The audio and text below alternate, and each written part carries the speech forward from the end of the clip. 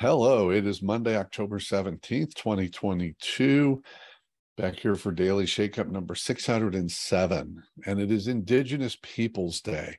And that makes me think about the concept of respect or respectfulness or both. Today, it's an ongoing conversation. An organization I'm a part of is struggling right now with certain rituals and traditions that were borrowed from other cultures. And now there's a question of whether it's appropriate to use those, or is it in fact cultural appropriation or even cultural misappropriation? Right now, with a lot of things heating up in sports, with football and baseball, there's also a lot more conversations right now about team names. And this, a lot of teams have changed names over the last 5 to 10 years because of cultural appropriation issues. And frankly, they're actually respect issues.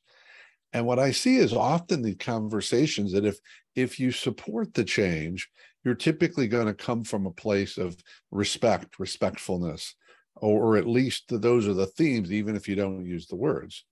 If you're opposed, often what I hear is something like, I think we've gone too far with political correctness, or I think we've gotten too caught up with being politically correct.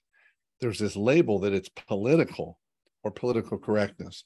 And here's my offer to you. What if instead we replace political correctness, being politically correct, with the concept of respect and respectfulness? So think about how that changes things. Instead of saying, I think we've gone too far with political correctness, we say, I think we've gone too far with respect, or I think we've gone too far with respectfulness. I don't doubt that we can go, in some cases, too far with political correctness, but can we really go too far with respect? Can we really go too far with respectfulness? And who gets to decide what's respectful? And here's the tricky part. I would argue the person who's looking for respect gets to decide what's respectful. I'm the one giving respect. I don't get to decide, because if my standard's different than the person hoping for respect, we've got a disconnect, and it's disrespectful, or certainly lacking in respect. So try that on. Try on that different perspective.